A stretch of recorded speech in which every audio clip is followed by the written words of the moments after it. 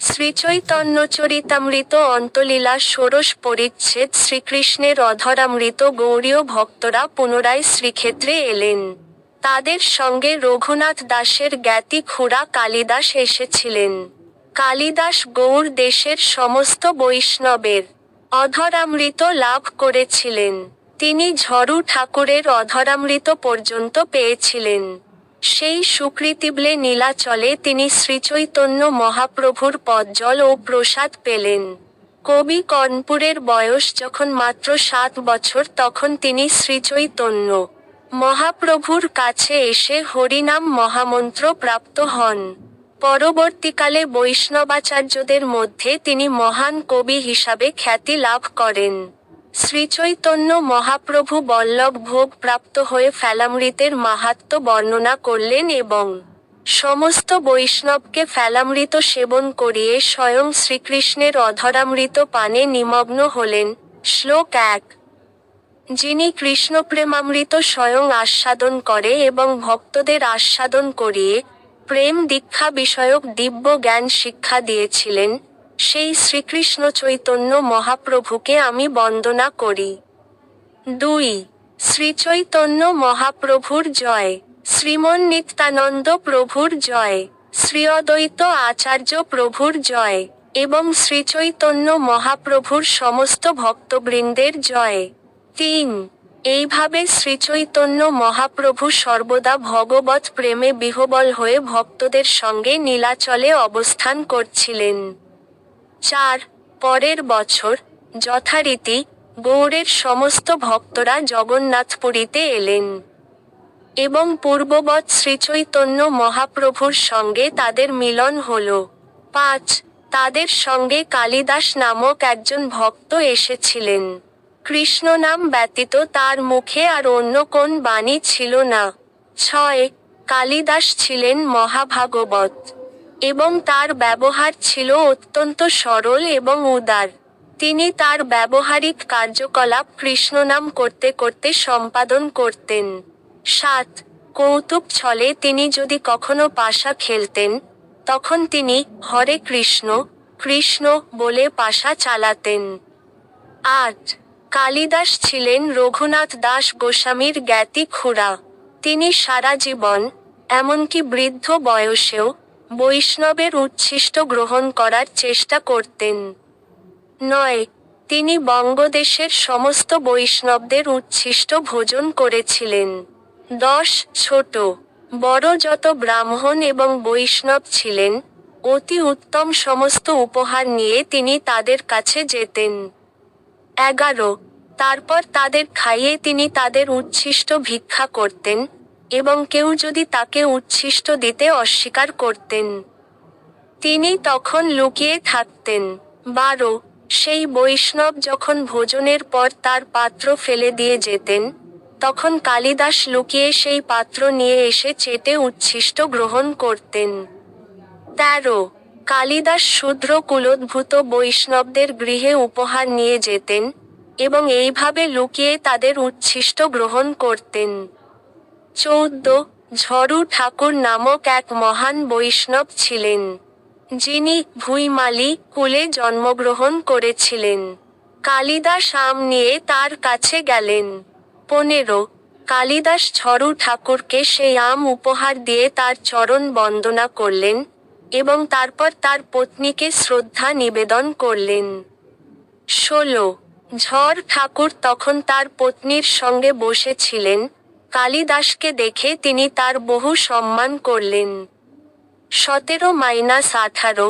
কালিদাসের সঙ্গে কিছুক্ষণ কৃষ্ণ কথা আলোচনা করার পর, ঝরু ঠাকুর তাকে মধুর বচনে বললেন, আমি অত্যন্ত নীচ কুলোদ্ভূত, আর আপনি সর্বোত্তম অতিথি। কিভাবে আমি আপনার সেবা করতে পারি? 19। আপনি যদি আমাকে আদেশ দেন, তাহলে আমি কোন ব্রাহ্মণের গৃহে অগ্ন পাঠিয়ে দেব, এবং সেখানে আপনি প্রসাদ পাবেন। আপনি যদি তা করেন, তাহলে আমি স্বাচ্ছন্দ্য বোধ করব। 20। কালিদাস তার উত্তরে বললেন, ঠাকুর, আমাকে আপনি কৃপা করুন। আমি অত্যন্ত অধঃপতিত পাপী। তথাপি আমি আপনাকে দর্শন করতে এসেছি। 21 কেবল আপনাকে দর্শন করার ফলে আমি পবিত্র হয়েছি। আমি কৃতার্থ হলাম, এবং আমার জীবন সফল হলো। 22 আমার একটি বাসনা রয়েছে। দয়া করে আমার প্রতি কৃপা পরবশ হয়ে আপনি আপনার পা আমার মাথায় রাখুন, যাতে আমি আপনার পদধূলি লাভ করতে পারি। 23 ঝরু ঠাকুর তার উত্তরে বললেন, আপনার এইভাবে কথা বলা উচিত নয়। আমি অত্যন্ত নীচ জাতি, আর আপনি অতি সম্ভ্রান্ত ধনী ব্যক্তি। 24 তখন কালিদাস কয়েকটি শ্লোক পড়ে শোনালেন, এবং তা শুনে ঝরু ঠাকুর অত্যন্ত আনন্দিত হলেন। 25 চতুর্বেদ পাঠী অর্থাৎ চতুর্বেদী ব্রাহ্মণ হলেই যে ভক্ত হয়, এমন নয়। আমার ভক্ত চণ্ডাল কুলে জন্মগ্রহণ করলেও আমার অত্যন্ত প্রিয়। তাকেই দান করা উচিত, এবং তার প্রসাদী গ্রহণ করা উচিত। আমার ভক্ত আমারই মতো পূজ্য। 26 যার মন, বচন, চেষ্টা, অর্থ ও প্রাণ শ্রীকৃষ্ণের শ্রীপাদপদ্মে অর্পিত হয়েছে, তিনি যদি চণ্ডাল কুলেও জন্মগ্রহণ করে থাকেন, তাহলেও তিনি কৃষ্ণপাদ পদ্ম বিমুখ দ্বাদশ গুণ বিশিষ্ট ব্রাহ্মণের থেকেও শ্রেষ্ঠ বলে আমি মনে করি। কেননা তিনি সচ কুলোদ্ভূত, স্বীয় কুল পবিত্র করেন। কিন্তু অতি গর্বিত অভক্ত ব্রাহ্মণ তা করতে পারেন না। 27 হে ভগবান, যাদের জিহ্বায় আপনার নাম বিরাজ করে, তারা যদি অত্যন্ত নীচকুলেও জন্মগ্রহণ করেন, তাহলেও তারা শ্রেষ্ঠ। যারা আপনার নাম কীর্তন করেন, তারা সব রকম তপস্যা করেছেন, সমস্ত যজ্ঞ করেছেন, সর্বতীর্থে স্নান করেছেন, সমস্ত বেদ পাঠ করেছেন, সুতরাং তারা আর্য মধ্যে পরিগণিত। 28 শ্রীমদ্ভাগবতের এই শ্লোকগুলি শুনে ঝড় ঠাকুর বললেন, হ্যাঁ, এই শাস্ত্র বাণী সত্য। কিন্তু যিনি ওই প্রকার কৃষ্ণ ভক্তি লাভ করেছেন তিনিই শ্রেষ্ঠ। 29 আমি নীচ জাতি এবং আমি কৃষ্ণ ভক্তি লাভ করতে পারিনি। অন্য যারা যারা যথার্থ কৃষ্ণ ভক্ত তাদের বেলায়ই এই শ্লোক প্রযোজ্য, আমার সেরকম শক্তি নেই। 30 তাকে পুনরায় নমস্কার করে কালিদাস তার কাছ থেকে বিদায় নিলেন, এবং ঝরু ঠাকুর তখন তার পিছনে পিছনে বাইরে এলেন। 31 32 কালিদাসকে বিদায় দিয়ে ঝরু ঠাকুর যখন তার ঘরে ফিরে গেলেন, তখন যে যে স্থানে তার চরণ চিহ্ন পড়েছিল, সেই স্থানের ধূলি নিয়ে কালিদাস তার সর্বাঙ্গে লেপন করলেন, এবং তার বাড়ির কাছেই এক জায়গায় লুকিয়ে রইলেন। 33 ঘরে ফিরে গিয়ে সেই আমগুলি দেখে ঝরু ঠাকুর মানসে সেগুলি শ্রীকৃষ্ণচন্দ্রকে অর্পণ করলেন। 34 ঝরু ঠাকুরের পত্নী তখন কলার পাতা এবং খোলার মোড়ক থেকে আম বার করে ঝরু ঠাকুরকে নিবেদন করলেন, এবং ঝরু ঠাকুর সেগুলি চুষে চুষে খেতে লাগলেন।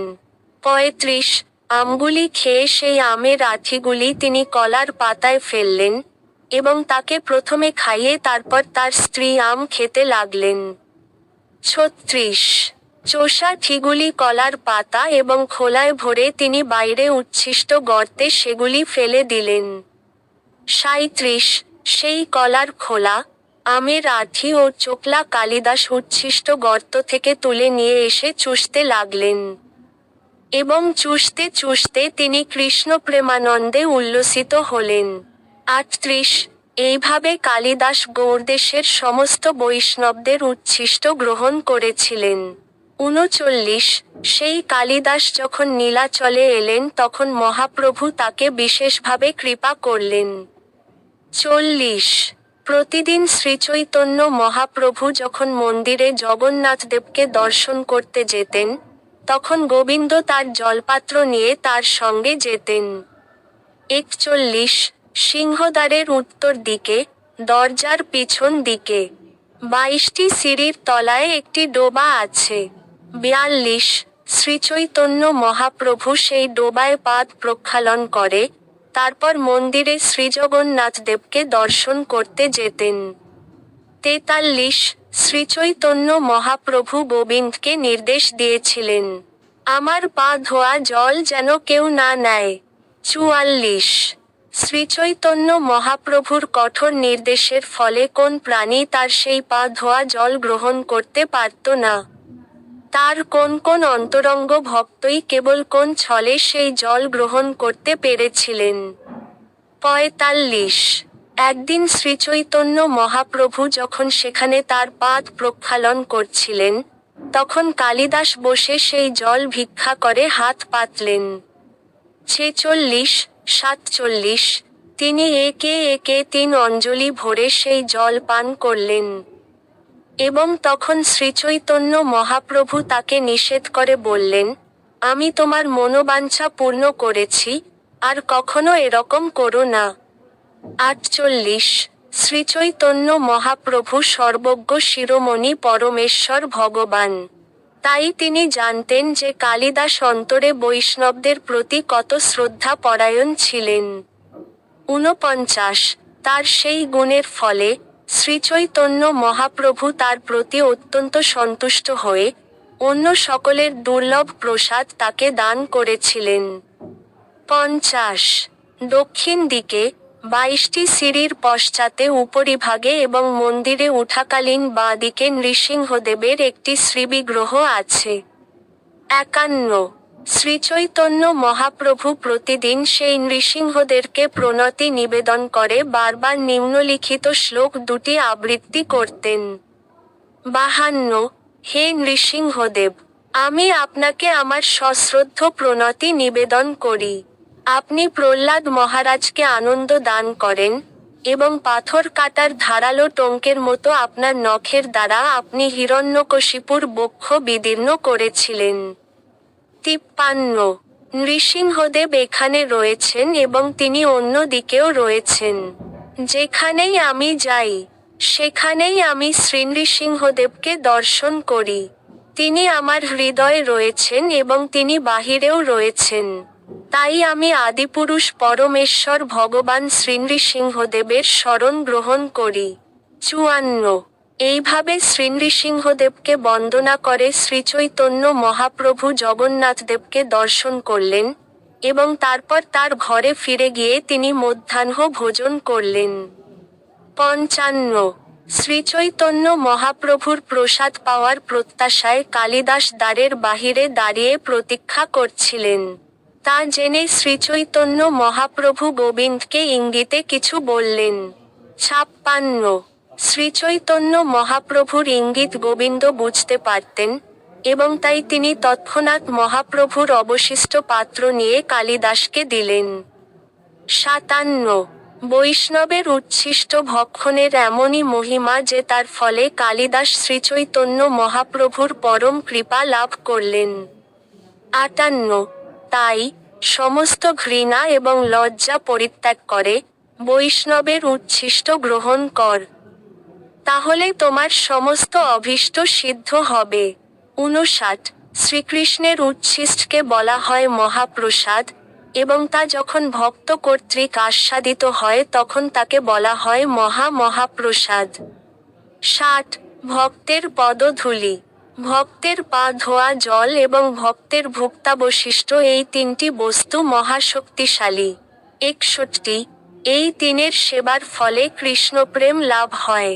সমস্ত শাস্ত্রে বারবার সে কথা উচ্চৈঃস্বরে ঘোষণা করা হয়েছে।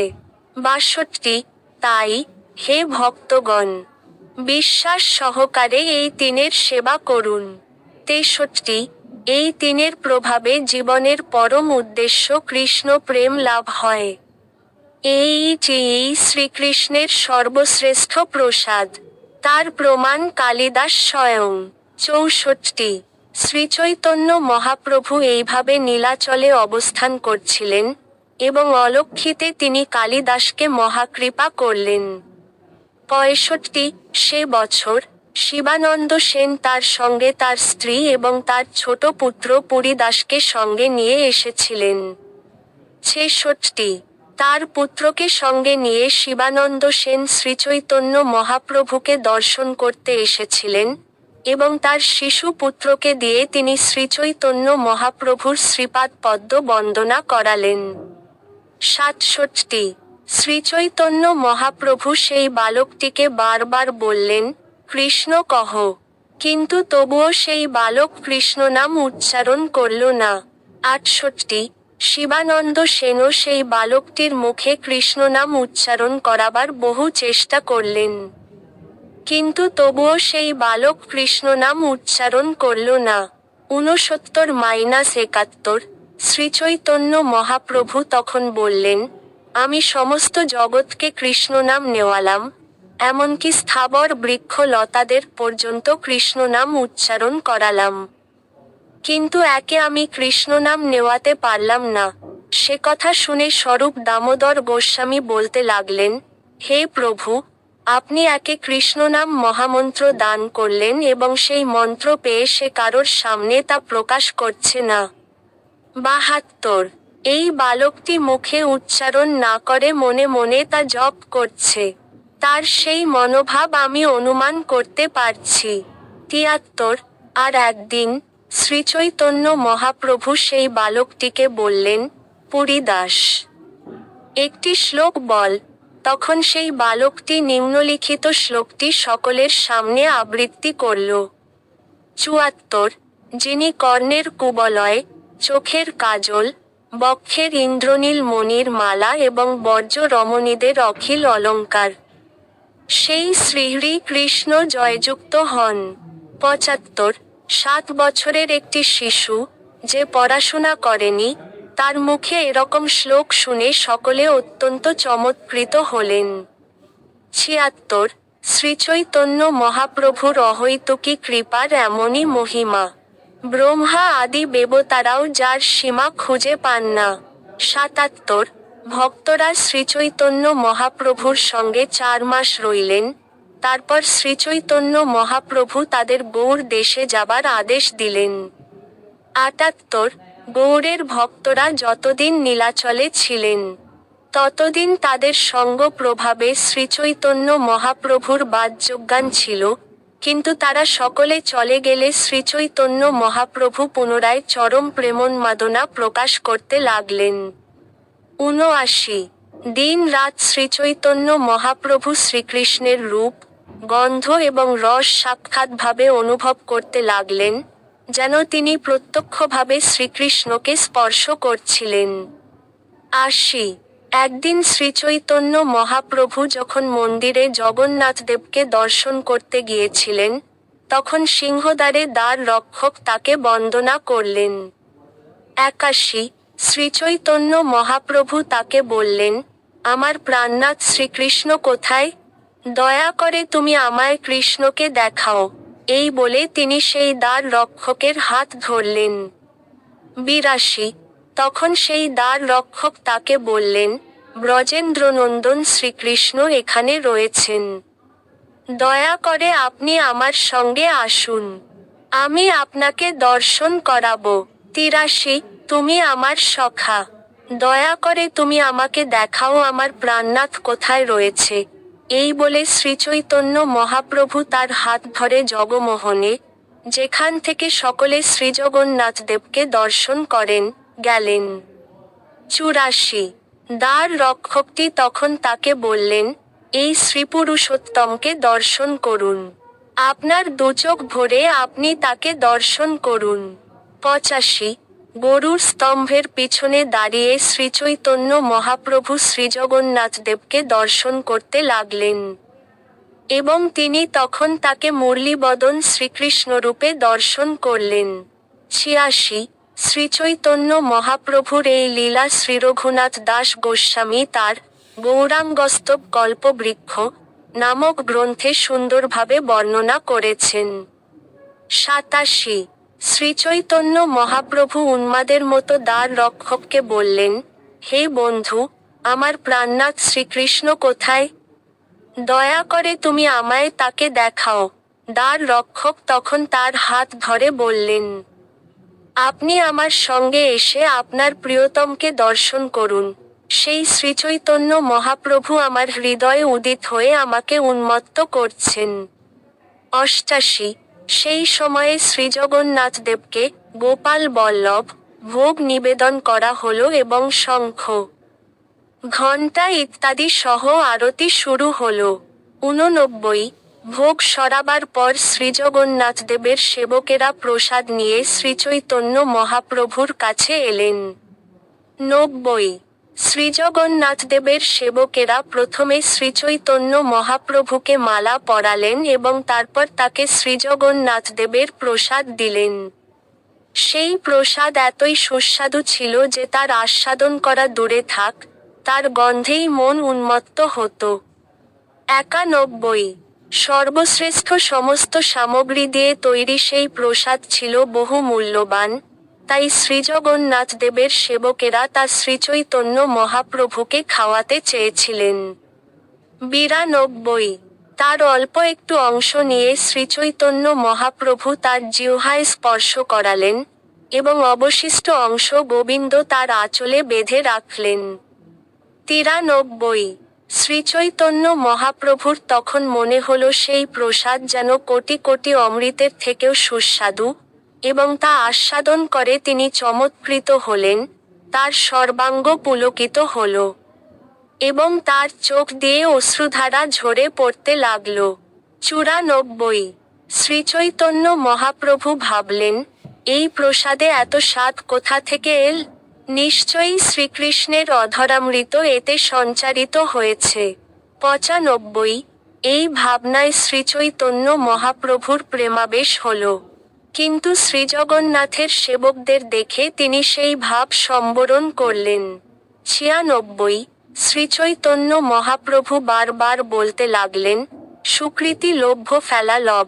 শ্রীজগন্নাথ দেবের সেবকেরা তখন তাকে জিজ্ঞাসা করলেন, এর অর্থ কি? 97 শ্রীচৈতন্য মহাপ্রভু তাদের বললেন, তোমরা যে আমাকে শ্রীকৃষ্ণের এই অধরামৃত দিলে তা ব্রহ্মার দুর্লভ এবং তা অমৃতকেও পর্যন্ত নিন্দা করে। 98 শ্রীকৃষ্ণের ভুক্তাবশিষ্টকে বলা হয় ফেলা, এবং তার লব মাত্র যে পায় সে মহাভাগ্যবান।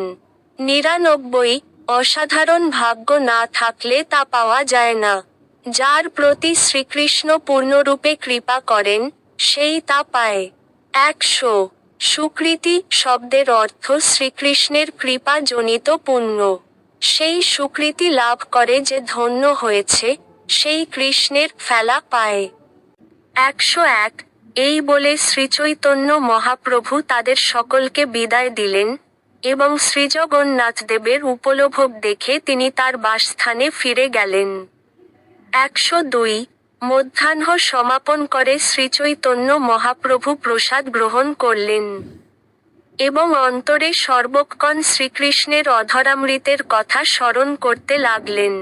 103 শ্রীচৈতন্য মহাপ্রভু তার বাহ্যিক কার্যকলাপ করে যাচ্ছিলেন, কিন্তু তার অন্তর ছিল ভগবৎ প্রেমে মগ্ন। বহু কষ্টে তিনি তার অন্তরের ভাব সম্বরণ করছিলেন, কিন্তু তা সত্ত্বেও কখনো কখনো প্রবলভাবে সেই আবেশ প্রকাশিত হয়ে পড়ত।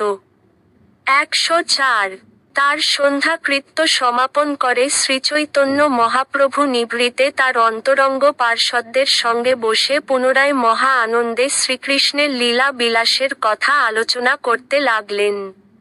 105 শ্রীচৈতন্য মহাপ্রভুর ইঙ্গিতে গোবিন্দ শ্রীজগন্নাথ দেবের প্রসাদ নিয়ে এলেন, এবং তার এক অংশ মহাপ্রভু পরমানন্দপুরী ও ব্রহ্মানন্দ ভারতীর কাছে পাঠালেন। 106 রামানন্দ রায়, সার্বভৌম ভট্টাচার্য, স্বরূপ দামোদর গোস্বামী প্রমুখ সমস্ত পার্ষদদের শ্রীচৈতন্য মহাপ্রভু প্রসাদ বিতরণ করলেন। 107 সেই প্রসাদের সৌরভ এবং মাধুর্য আস্বাদন করে তাদের সকলের মন বিস্মিত হল। 108 109 শ্রীচৈতন্য মহাপ্রভু বললেন, চিনি, কর্পূর, গোলমরিচ, এলাচি, লবঙ্গ, ঘি, মশলা, গুড়, ত্বক ইত্যাদি যত সমস্ত দ্রব্য, তা সবই প্রাকৃত বস্তু। এই সমস্ত প্রাকৃত বস্তুর স্বাদ তোমরা সকলেই পূর্বে আস্বাদন করেছ। 110 কিন্তু সেই সমস্ত দ্রব্যের এত আস্বাদন, এমন অলৌকিক গন্ধ, তোমরা আস্বাদন করে দেখ, তাহলেই সকলে বুঝতে পারবে। 111 আস্বাদন করা দূরে থাক, যার গন্ধে মন মাতে এবং তার মাধুর্য ব্যতীত অন্য সব কিছুর কথা ভুলিয়ে দেয়। 112 তাই বুঝতে হবে যে শ্রীকৃষ্ণ তার অধরের দ্বারা এই সমস্ত দ্রব্য স্পর্শ করেছেন এবং তার অধরের সমস্ত গুণ এতে সঞ্চারিত হয়েছে। 113 এই প্রসাদের গন্ধ এবং স্বাদ অন্য সবকিছুর কথা ভুলিয়ে দেয়। শ্রীকৃষ্ণের অধরের এমনই মহামাদক গুণ। 114 অনেক সুকৃতির ফলেই এই মহাপ্রসাদ লাভ হয়। মহাভক্তি সহকারে তোমরা সকলে এই মহাপ্রসাদ আস্বাদন কর। 115 হরিধ্বনি করতে করতে তারা সকলে সেই প্রসাদ আস্বাদন করলেন এবং আস্বাদন করতে তাদের মন প্রেমে মত্ত হল। 116 প্রেমাবেশে মহাপ্রভু যখন রামানন্দ রায়কে কিছু শ্লোক পড়তে আদেশ দিলেন, তখন রামানন্দ রায় নিম্নলিখিত শ্লোকটি পড়লেন। 117 হে বীর, তোমার প্রেম বর্ধক, জগতের শোকনাশক, সুমধুর বংশীর ধ্বনির দ্বারা সুন্দর রূপে চুম্বিত, প্রাকৃত বিষয়ের প্রতি আসক্তি বিনাশকারী তোমার যে অধরামৃত, তা আমাদের দাও। 118 সেই শ্লোকটি শুনে শ্রীচৈতন্য মহাপ্রভু অত্যন্ত সন্তুষ্ট হলেন এবং শ্রীমতী রাধারানীর উৎকণ্ঠা বর্ণনাকারী একটি শ্লোক পড়তে লাগলেন। 119 হে সখী, শ্রীকৃষ্ণের দিব্য অধরামৃত বহু সুকৃতির ফলে কেবল লাভ হয়, তা ব্রজের অতুলনীয়া কুলাঙ্গনাদের অন্য সমস্ত বিষয়ের তৃষ্ণা হরণ করে। সুধার থেকেও অধিক মধুর পান চর্বণশীল সেই মদনমোহন আমার জিহ্বার স্পৃহা বর্ধন করছেন। 120 এই বলে শ্রীচৈতন্য মহাপ্রভু ভাবাবিষ্ট হয়ে উন্মাদের মতো প্রলাপ করতে করতে এই দুটি শ্লোকের অর্থ বিশ্লেষণ করতে লাগলেন। 121-122 তিনি বললেন, হে নাগর, আমি তোমার অধরের চরিত্র বর্ণনা করছি, তুমি শোন। সে লোকের তনু ও মনকে ক্ষোভিত করে, কাম বাসনা বৃদ্ধি করে, হর্ষ, শোক আদির ভার বিনাশ করে, অন্য সমস্ত রসের কথা ভুলিয়ে দেয়, জগৎকে আত্মবশ করে, লজ্জা, ধর্ম ও ধৈর্যকে ক্ষয় করে, রমণীদের মন মত্ত করে ও জিহ্বার লালসা বৃদ্ধি করিয়ে আকর্ষণ করে। তার গুণাবলী বিচার করার সময় আমি তার সব গুণই বিপরীত দেখছি।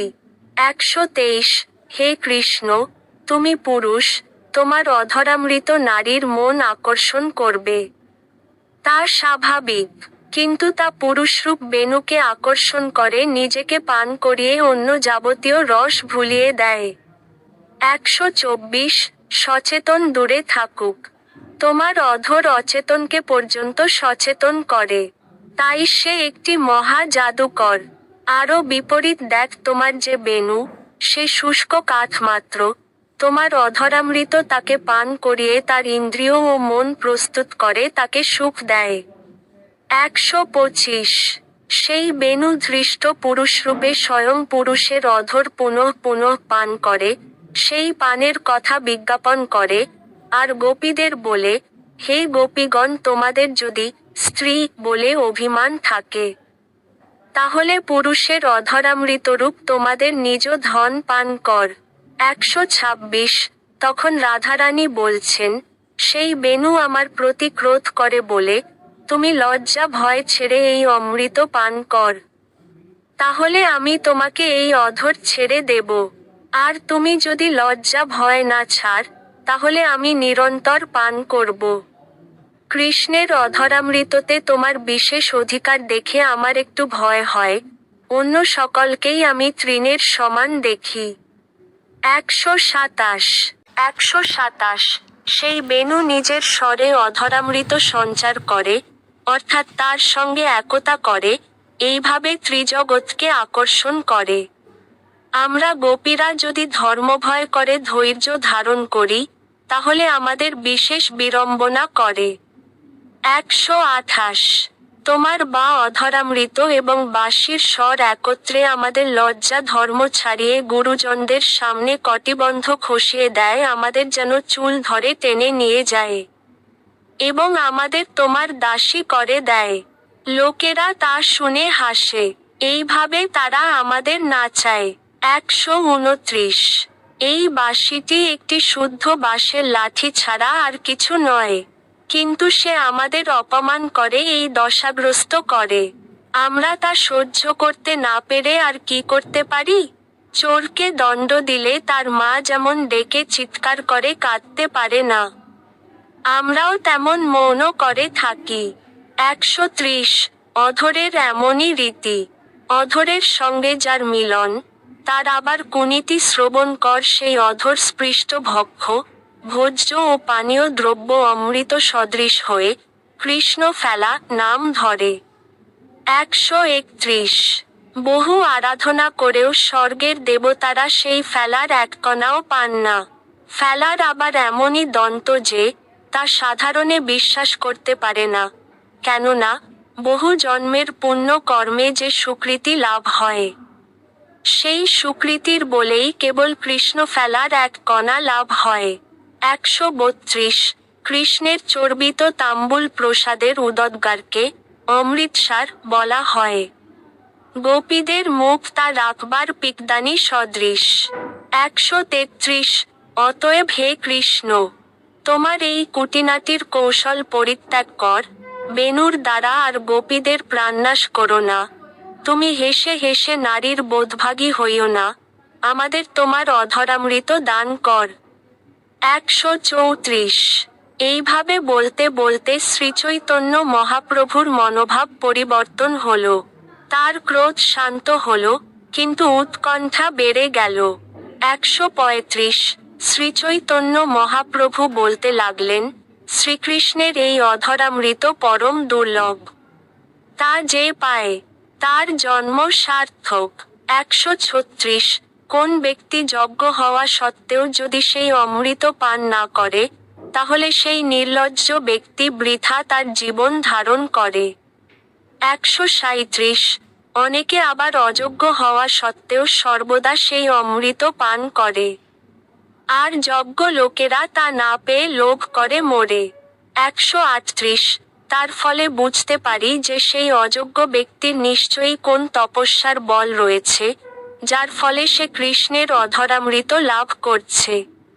139 শ্রীচৈতন্য মহাপ্রভু রামানন্দ রায়কে আবার বললেন, রামানন্দ রায়, আর কিছু শ্লোক পড়, আমার মন তা শুনতে চাইছে।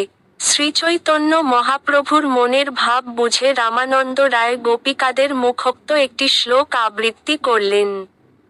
140 হে গোপীগণ, এই বেণু কি সুকৃতি অর্জন করেছিল যে, গোপিকাদের লভ্য কৃষ্ণের অধর সুধা সে ভোগ করছে? কুলবৃদ্ধগণ যেমন কোন মহৎ সন্তানের জন্ম দেখে তার জন্য আনন্দ অশ্রু বিসর্জন করেন, তেমনি এই বেণু যে সমস্ত নদীর জলে পুষ্ট হয়েছে, সেই সমস্ত নদী তাদের উপরিভাগের বিকশিত পদ্ম নিচয় রূপ রোম সমূহের দ্বারা হৃষ্ট হচ্ছে, এবং যে তরু থেকে তার জন্ম হয়েছে, সেই জাতীয় সকলেই আনন্দে মধুধারা রূপ অশ্রু বর্ষণ করছে। 141 এই শ্লোক শুনে ভাবাবিষ্ট হয়ে শ্রীচৈতন্য মহাপ্রভু উৎকণ্ঠিত ভাবে পাগলের মতো প্রলাপ করতে করতে তার অর্থ বিশ্লেষণ করতে লাগলেন। 142 কোন গোপী অন্য গোপীদের বলছেন, দেখ, ব্রজেন্দ্রনন্দনের এ কি আশ্চর্য লীলা। সে অবশ্যই ব্রজের কন্যাদের পরিণয় করবে। অতএব গোপীরা জানেন যে, কৃষ্ণের অধরামৃত তাদেরই নিজ ধন, এবং সেই অধরামৃত অন্যের লভ্য নয়। 143 হে গোপীগণ, বিচার করে দেখ যে, এই বংশী জন্মান্তরে অবশ্যই কোন তীর্থ, কোন তপ, কোন সিদ্ধমন্ত্র জপ করেছিল, যার ফলে সে কৃষ্ণের এই অধর সুধা এইভাবে পান করছে। 144। এই বেনু অতিশয় অযোগ্য, কেননা সে স্থাবর বংশজাতি, তার উপরে সে আবার জাতিতে পুরুষ। কিন্তু তা সত্ত্বেও সে কৃষ্ণের অধরের অমৃত সুধা, যার আশায় গোপীরা প্রাণধারণ করে, তা পান করছে। 145।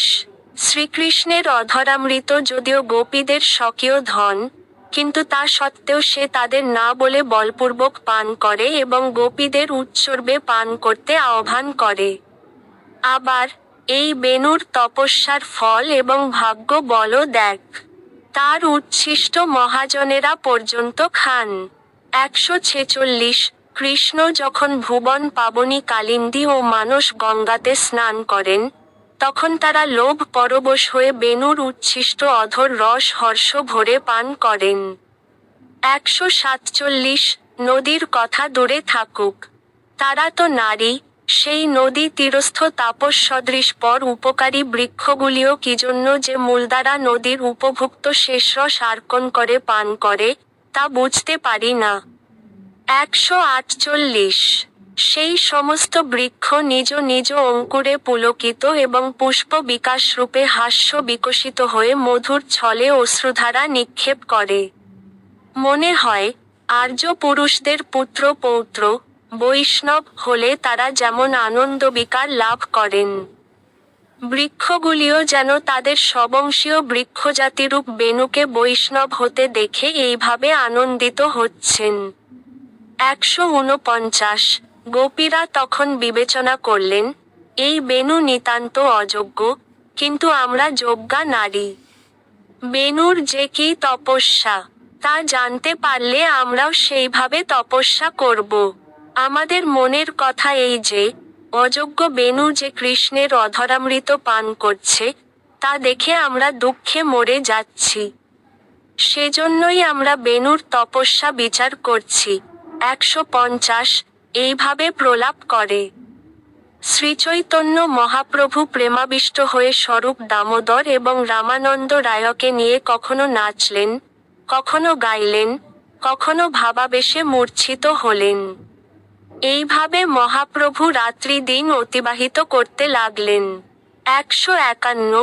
স্বরূপ দামোদর, রূপ গোস্বামী, সনাতন গোস্বামী এবং রঘুনাথ দাস গোস্বামীর শ্রীপাদ পদ্ম আমার মস্তকে ধারণ করার আশা করে।